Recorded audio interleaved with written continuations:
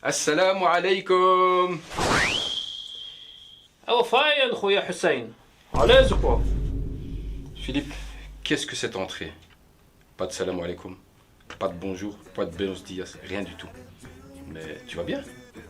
Ouais, c'est comme ça que Njalay parle dans la rue. Tu ailleurs ou quoi? Philippe, est-ce que tu comprends les mots que tu utilises en arabe là? Bon, je les comprends peut-être pas tous.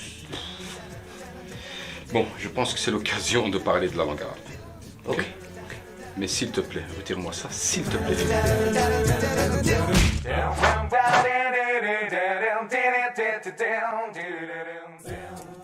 L'arabe, al-Arabiyya, cette langue sémitique parlée actuellement par près de 400 millions de personnes dans le monde, trouve ses origines dans la péninsule arabique. Cette langue est d'une grande subtilité. Certaines sources mentionnent qu'elle compte plus de 12 millions de mots, soit plus de 100 fois plus que la langue française. Son alphabet est composé de 28 lettres et les voyelles sont à part entière. C'est cette langue qu'Allah a choisie pour révéler son message au prophète Muhammad sallallahu alayhi wa sallam dans le Coran. Elle s'est ensuite largement répandue après l'avènement de l'islam et l'expansion de son message. L'arabe a été à travers les siècles une langue de science et d'éloquence, et ce particulièrement à l'époque de l'Andalousie musulmane entre 711 et 1492. Bien que de nombreux dialectes découlent de l'arabe, sa forme littéraire est restée préservée de par son lien direct avec le Coran. Cette histoire riche fait que l'on retrouve aujourd'hui des mots dérivés de l'arabe dans la plupart des langues modernes. Hussein, on se rend pas compte, mais la langue arabe est très présente dans notre quotidien. On retrouve des mots d'origine arabe en français, en anglais et dans bien d'autres langues. Oui, subhanallah, Phil, et encore actuellement, on rajoute des mots arabes dans le français tel quel. Oui, subhanallah, le seum, quel souvenir, la France qui a battu la Belgique 3-2. Et ouais, drari? Eh ouais, dalali. Hussein, je te propose un truc. On va envoyer notre sahab Oussama dans la rue pour interroger les gens à propos de la langue arabe. Envoie ton sahab, vas-y. Khouya Oussama, tu vas interroger les gens dans la rue pour la langue arabe? Ok, Ammo. Dis-moi, ça veut dire quoi بصحتك؟ بصحتك بصحتك, ça veut dire بصحتك.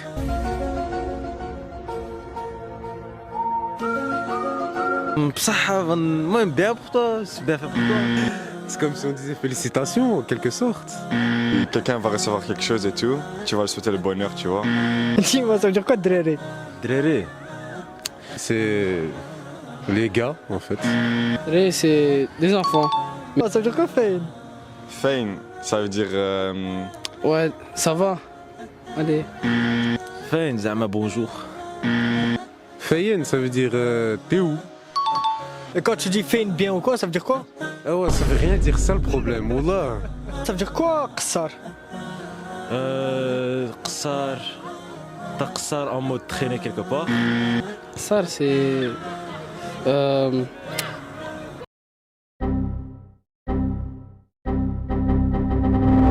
va qsar, ça veut dire, à la base on va qsar, ça veut dire juste on va rester tard la nuit. Et khatar? Khatar, c'est...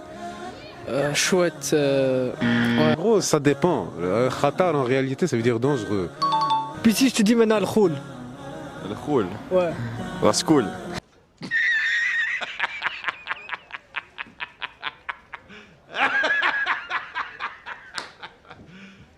You serious? On emploie beaucoup de mots arabes en français. Alors évidemment, il y a des noms propres comme Hassan par exemple qui veut dire bon, ou Hussein qui est en fait un diminutif de Hassan. Donc un petit Hassan quoi. Ouais, bah tu sais quoi, fil en arabe veut dire éléphant. T'inquiète mon petit Hussein, ça a un sens affectif aussi. La langue française elle-même contient beaucoup de mots venant de l'arabe. Certains en dénombrent plus de 700. Pas vrai la grosse voix?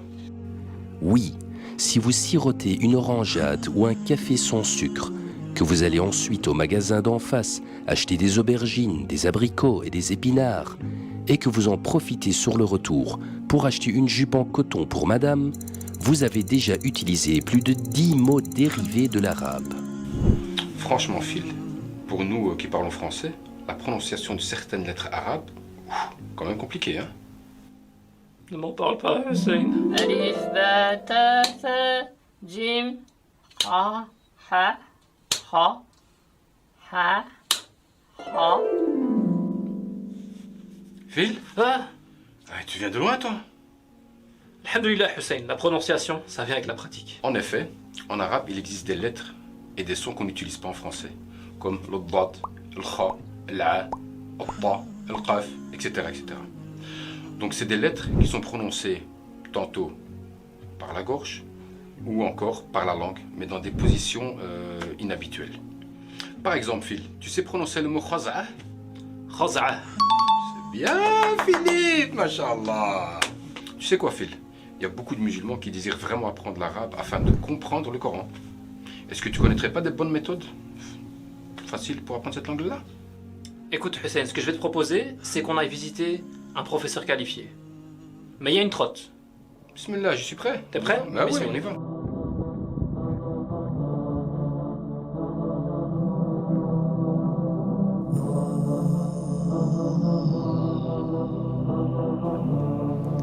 Bismillahir Rahmanir Rahim, Alhamdulillahi Rabbil Alamin, Amma Ba'd.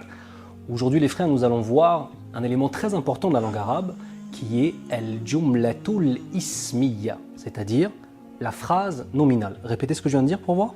Al-Jumlatul Ismiya. Très très bien. C'est un point qui va nous prendre un petit peu de temps, donc est-ce que, avant de commencer, vous avez un certain nombre de questions? Oustad, on a quelques questions, oui. Mais c'est des questions un peu larges. La première question, c'est pour apprendre la langue arabe pour nous en Europe, comment est-ce qu'on peut faire pour être efficace? Déjà, la première des choses, quand on parle d'apprentissage, ce n'est même pas pour viser un résultat, mais c'est pour être dans l'adoration. Que tu aies 5 sur 20, 10 sur 20 ou 20 sur 20 sur ta copie, l'important c'est la note que tu auras auprès d'Allah Azza wa Jalla. Et ensuite, effectivement, on va essayer d'être efficace. Quand on parle d'efficacité, je pense qu'il y a 3 éléments principaux. Premièrement, ton intention, sincère auprès d'Allah. Deuxièmement, la méthodologie d'enseignement que tu vas choisir. Et troisièmement, si Allah te donne cette subsistance, un professeur qui aime enseigner. Barakallahu fik. Et sur quoi on doit se focaliser, nous, en tant que musulmans, par rapport à la langue arabe? Écoute, par rapport à la langue arabe, je pense qu'il y a un élément qui est très important, qui est le suivant. Si je te dis, décris-moi le sentiment de joie, de colère, de peur, tu vas mettre simplement des mots dessus. Tu vas traduire par des mots ce que tu ressens.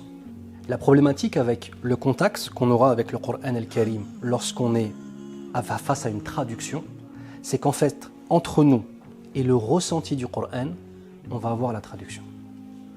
Donc sur quoi on doit se focaliser? Sur l'apprentissage de cette langue qui va enlever une barrière qu'il y a entre nous et le ressenti de la parole d'Allah. C'est quoi le lien exact entre le Coran et la langue arabe au final? Parce qu'en fait, quand on parle de langue arabe, on parle avant tout de la langue du Coran. On parle de la langue arabe parce que historiquement parlant, oui, c'est la langue des Arabes. Historiquement parlant, géographiquement parlant. Mais religieusement parlant, pour toi et pour moi et pour nous, c'est la langue du Coran en fait.